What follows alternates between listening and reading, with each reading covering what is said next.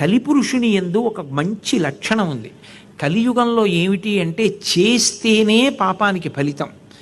త్రికరణ శుద్ధిగా నేను ఆర్తి పొందాననుకోండి ఒక మంచి పని చెయ్యాలని, గంగానదిలో స్నానం చెయ్యాలి అని నేను పరితపించాననుకోండి, నేను గంగానది స్నానం చెయ్యకపోయినా నేను స్నానం చెయ్యాలని పరితపించాను కాబట్టి నేను చేశాను అని ఫలితం ఇస్తారు.